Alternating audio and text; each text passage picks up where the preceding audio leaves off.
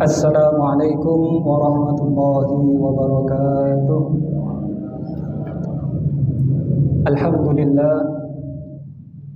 Alhamdulillah alladzi an'ama 'alaina bi ni'matil iman wal islam wa asyhadu an la ilaha illallah wahdahu la syarika lah ar-rabbul akram alladzi 'allama bil qalam 'allama al-insana ma lam ya'lam wa asyhadu anna sayyidana wa nabiyyana Muhammadan 'abduhu wa rasuluh sayyidul arabi wal ajam. Allahumma salli wa sallim wa barik ala sayyidina Muhammad wa ala alihi wa ashabihi ya nabiyil ilmi wal hikam, amma ba'd. Ma'asyiral hadirin wal hadirat rahimakumullah, para jamaah sekalian, jamaah Masjid Nurul Muttaqin yang senantiasa kami muliakan dan dimuliakan oleh Allah Subhanahu wa taala.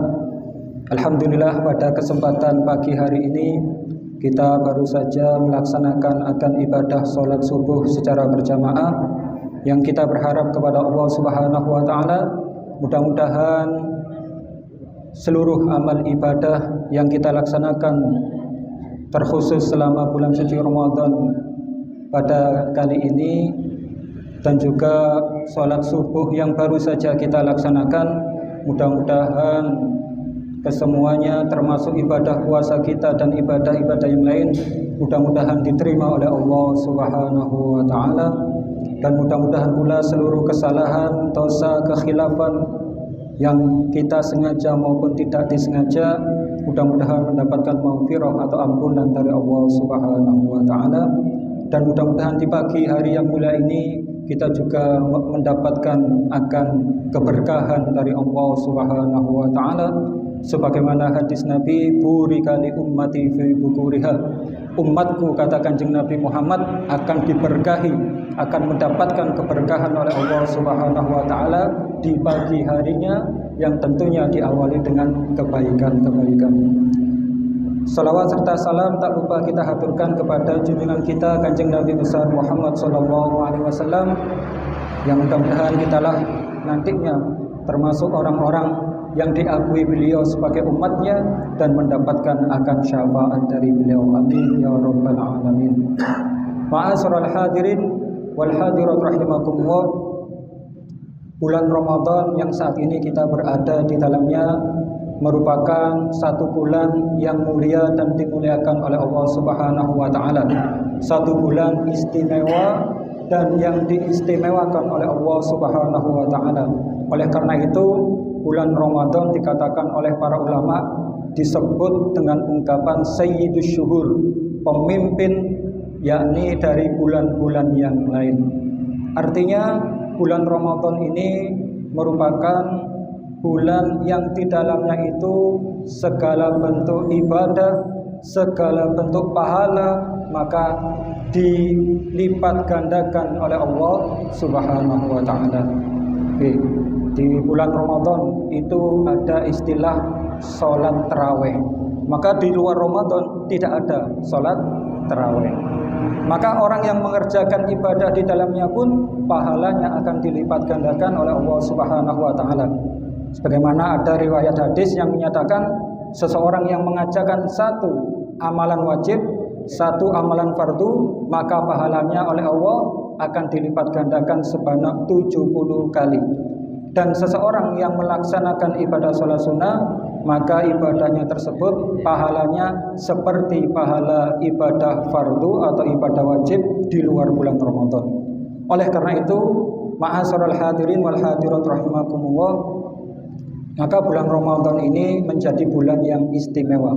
Dan oleh karena itu, orang-orang yang mengerjakan ibadah di bulan Ramadan, maka ia pun akan mendapatkan keistimewaan dari Allah Subhanahu wa taala.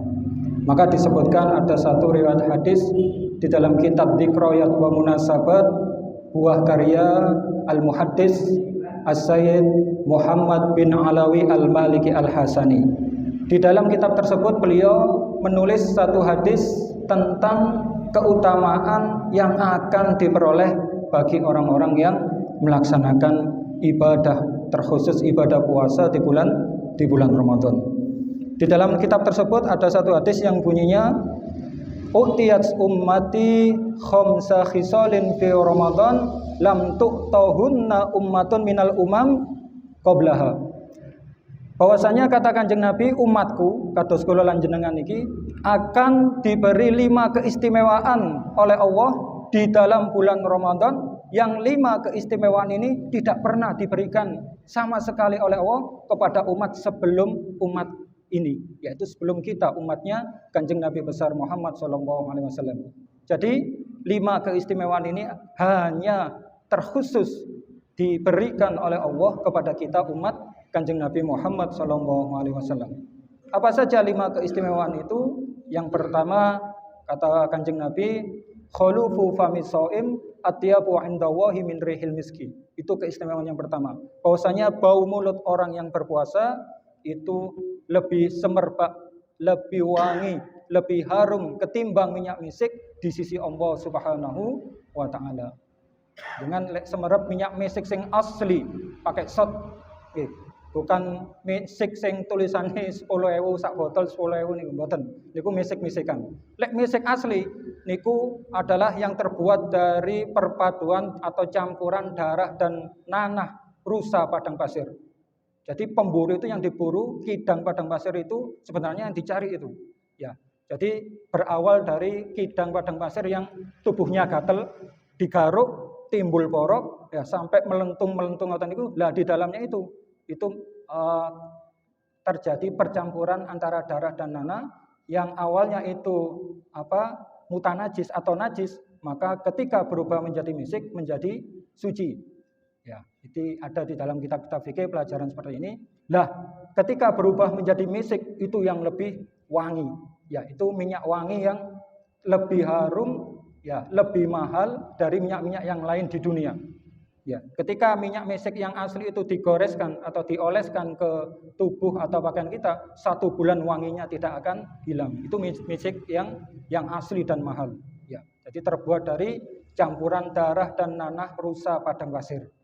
Lah, bau mulut orang yang berpuasa saja itu oleh Allah dihargai lebih dari minyak misik, apalagi amal ibadah yang kita kerjakan selama bulan Ramadan, maka pasti oleh Allah dihargai lebih dari hanya sekedar minyak misik.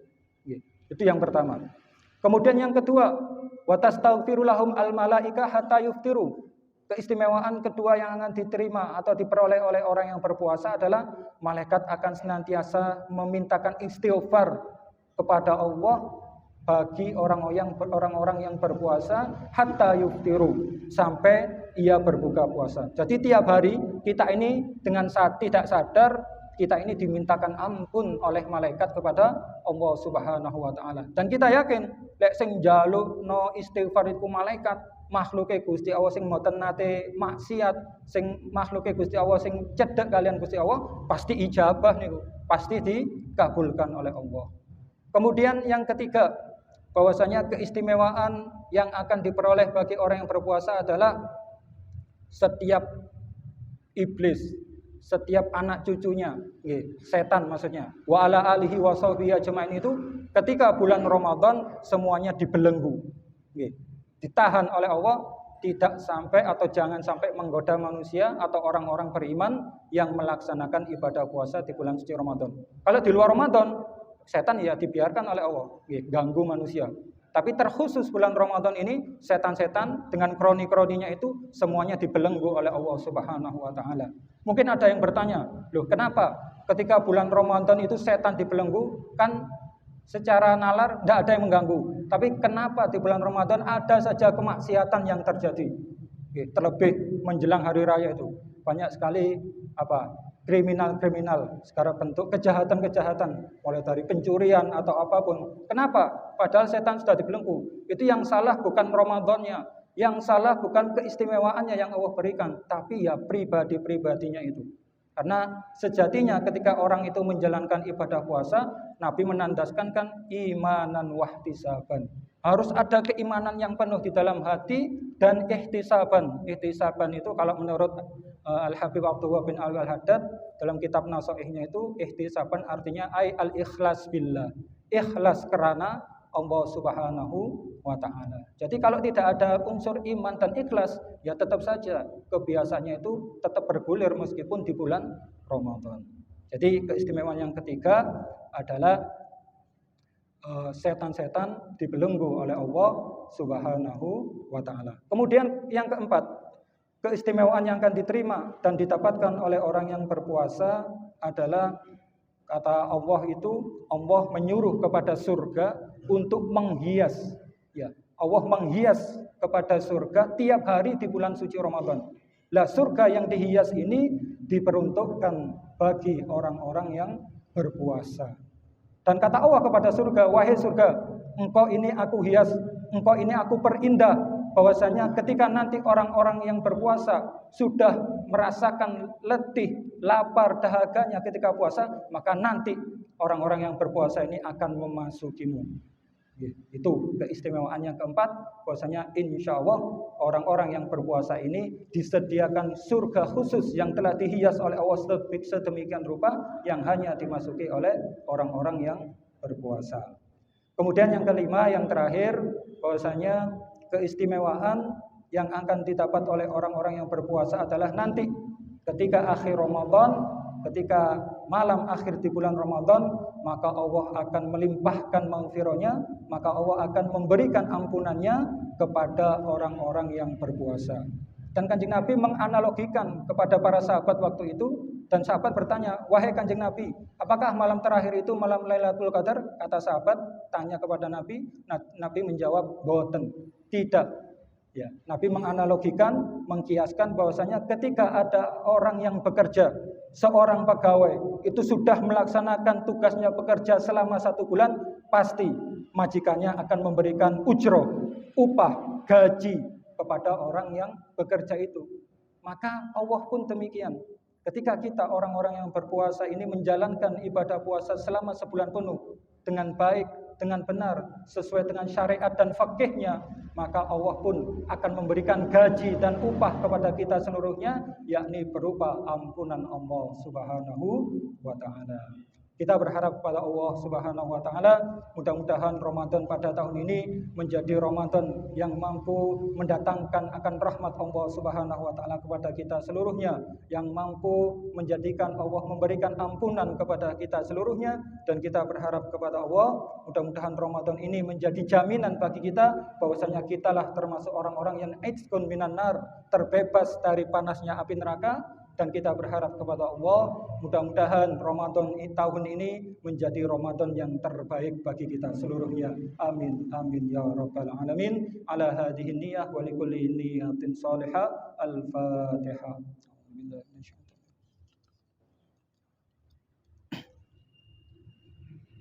Bismillahirrahmanirrahim. Alhamdulillahirabbil alamin. Allahumma shalli wa sallim ala sayyidina Muhammadin wa ala alihi wa sahbihi ajma'in.